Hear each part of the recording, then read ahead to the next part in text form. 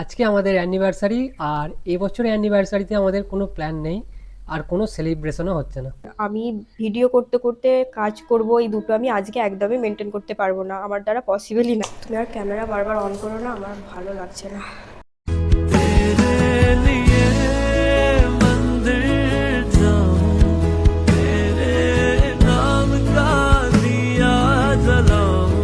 এই জেনারেশনে দাঁড়িয়ে মেয়েরা তাদের হাজবেন্ড বা বয়ফ্রেন্ডের ওপর যেভাবে ডিমান্ড করে, সেই জায়গায় ও আমার কাছে কিছুই চায় না।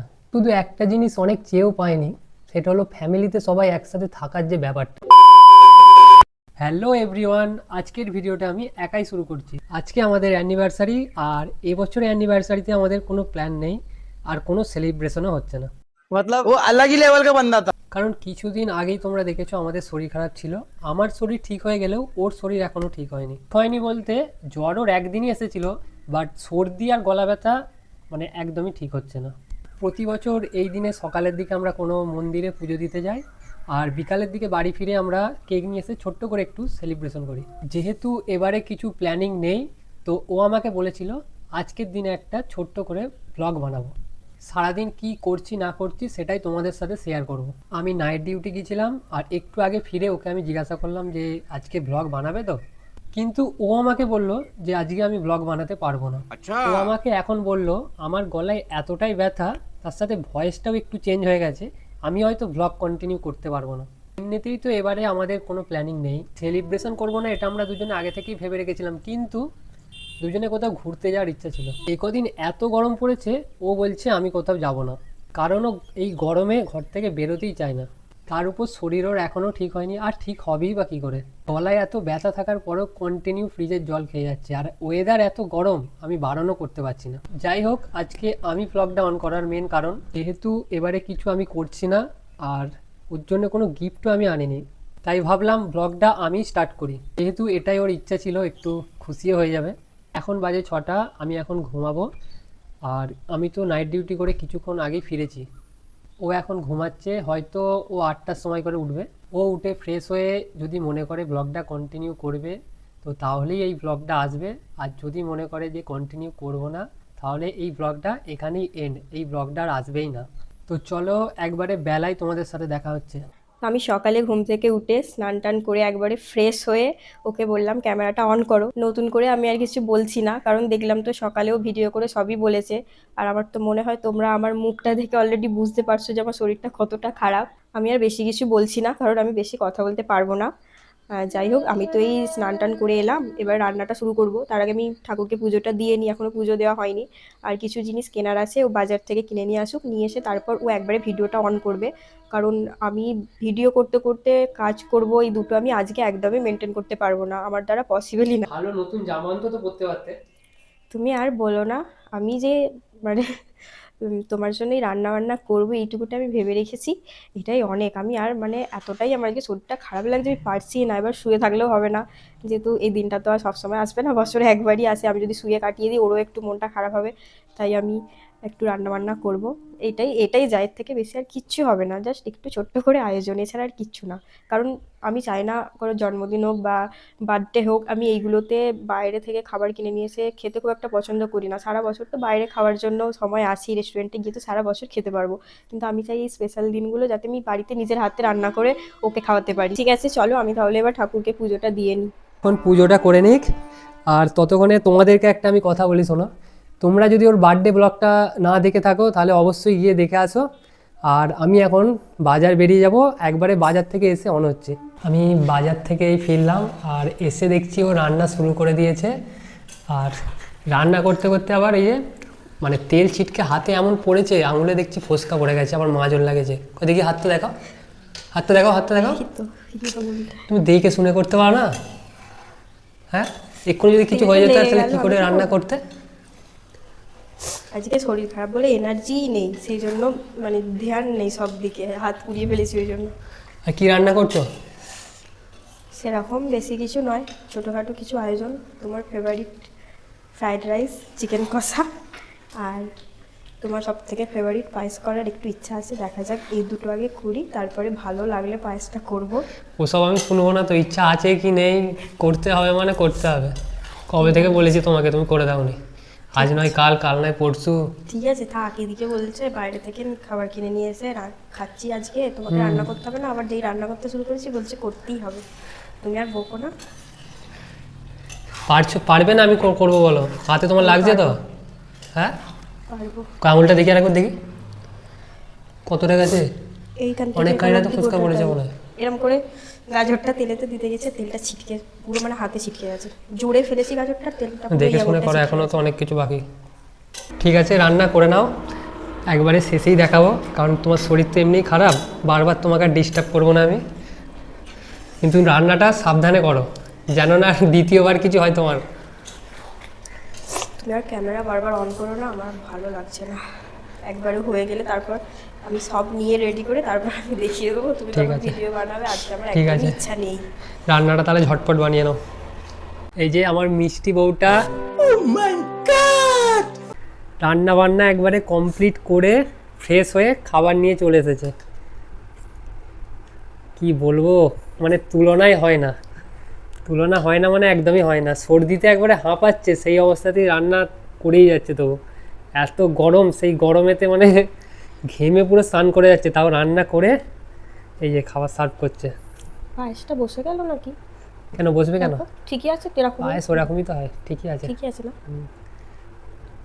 কোনো তুলনা হয় না তোমার, সত্যি অনেক অনেক তোমাকে ধন্যবাদ। বাবা থাকতে করো, ওইগুলো বলুনি। তোমার হাত ঠিক হয়ে গেছে? ফুচকা হয়নি, মার্জনটা লাগিয়ে দিয়েছিলাম না। কি কি রান্না করেছি দেখিয়ে দিই আজকে। মানে রাইস করেছি, চিকেন কষা। আমি ভেবেছিলাম বলতে কি, মানে আমার ইচ্ছা করে এরকম অনুষ্ঠানে, মানে জন্মদিনেতে এইসবেতে একটু মাটন করব, কিন্তু আমার বর খায় না। আমি খাই, কিন্তু আমার বাবারা মায়েরা কখনো এখানে এলে খাই, নয়তো বাড়িতে গিয়ে খাই। আমার বর খায় না বলে রান্না করতে পারি না, একার জন্য আর কী করব।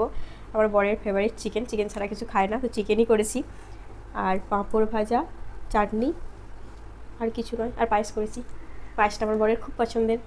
বাকি দই, আম, আর কিচ্ছু নেই।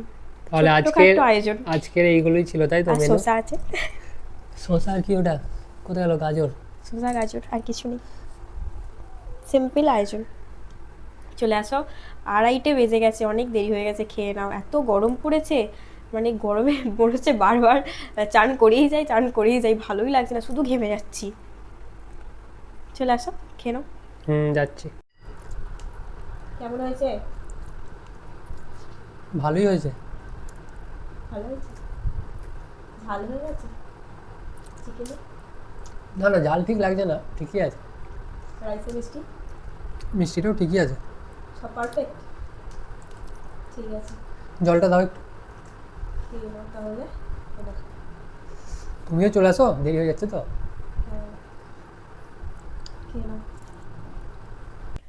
কালকে আর ব্লগটা কন্টিনিউ করা হয়নি। বিকেলে একটু ছোট্ট করে সেলিব্রেশন করার কথা ছিল, আমি কিছু করতে বারণ করেছিলাম, তারপরেও ও আমার জন্য পেস্ট্রি নিয়ে এসেছিল দুটো। বলছে কিছুই যদি না করি একেবারে, তাহলে জিনিসটা তো একটু খারাপ দেখায়, তাই না? সারপ্রাইজ সেরকম কোনো ব্যাপার না, ও আমাকে বলেই নিয়ে এসেছিলো, এনে আমাকে দিয়েছিল, আমি নিজেই ফ্রিজে রেখেছি। আমি দেখিনি কি আছে ভিতরে, কিন্তু ও নিয়ে এসে প্যাকেটটা আমাকেই দিয়েছিল। ও বললো বড় কেক তো নিয়ে আসেনি, সবাইরা নিয়ে আসে, কিছু না করলেও একটু কেক অন্তত তো সবাই নিয়েই আসে। তো আমি সেটা নিয়ে আসিনি, একটু পেস্ট্রি না হয় নিয়ে আসলাম। বিকালে বার করবে, একটু তোমাকে ছবি টবি তুলে দেবো, ওইগুলো নিয়ে আমি একটু ছবি তুলবো, যেহেতু একটু ছবি তুলতে বেশি ভালোবাসি। ও সেই জন্য বললো বিকালে বার করবো। আর দুপুরে খাওয়া দাওয়া করে যে বিকালে শুয়েছিলাম, তারপর শরীরটা এত খারাপ লাগছিল আর উঠতেই পারিনি। আর যেহেতু সেলিব্রেশন, মানে ছোটো করেই একটু সেলিব্রেশন করার কথাটা আমাদের বিকালেই ছিল, কারণ ওর নাইট ডিউটি ছিল, যেহেতু ওর ডিউটি চলে গেছিলো, তো রাতে ইম্পসিবল ছিল। বাড়িতে থাকলে হয়তো রাতে হতো, কিন্তু সেই টাইমে শরীরটা এতটাই খারাপ ছিল, আমি আর পারছিলাম না। আর ও যে করবে, ওকে তো ডিউটি বেরিয়ে যেতে হবে সন্ধ্যায়, তাই আর কালকে কিছুই হয়নি। ও ডিউটি চলে গেছিলো, আমিও শুয়ে পড়েছিলাম। আর এখন আজকে সকালে উঠে ও বললো কি চলো, ভিডিওটা তো এখনও এন্ড করা হয়নি, ভিডিওটা তো এন্ড করতে হবে। তাই আবার সব বার করছে, নিজেই ওখানে ফ্রিজ থেকে বার করছে। আমি ভিডিও বানাচ্ছি বলে দাঁড়িয়ে দাঁড়িয়ে দেখছে, বলছে তুমি আগে এই কথাগুলো বলে নাও, তারপর আমি বার করবো ওটা। কি বার করো, বার করে দাও, আমি বার করে, তুমি ফ্রিজ থেকে বার করো, আমি বার করছি একটা প্লেট নিয়ে এসে। ঠিক আছে চলো, বার করে তারপর দেখাই নাকি। আসো এদিকে রাখো, আমি বার করে দিচ্ছি। এই তো, এই দেখো, এটা এবার লাভ আছে। হ্যাঁ, আমি দেখিনি কালকে, ও তো নিয়ে এসে রেখে দিতে বলেছিল, আমি ফ্রিজে রেখে দিয়েছিলাম, এই এখন খুললাম। এটা কি সুন্দর লাভ আছে, এটা ভালো লাগছে দেখতে। খেতে যাই হোক না কেন দেখতে ভালো হলেই হবে, কিউট দেখতে হলেই চলবে, তাই তো? দেখো তো চামচ দিয়েছি কি চামচ দেয়নি? না, চা। তাহলে আমাদের ঘর থেকে চামচ নিয়ে আসো, আমি আনছি, দাঁড়াও। চামচ দেয়নি আমাদের ঘরের চামচ, এইটা ঘর থেকে নিয়ে চলে এসেছি। এটা বার করি, কী করে খুলবো? দুটো প্লেটে দুটো রাখি, হ্যাঁ? ঠিক আছে। কি করে বার করবো বাবাই, লেগে যাবে তো হাতে। তুমি বার করে দাও। দাঁড়াও যাচ্ছি। এ নাও তোমার জন্য একটা চকলেট। Dark chocolate? ভালো তো, তোমার পছন্দের তো? হ্যাঁ, ভালো লাগে। দেখাও দেখি। আসো।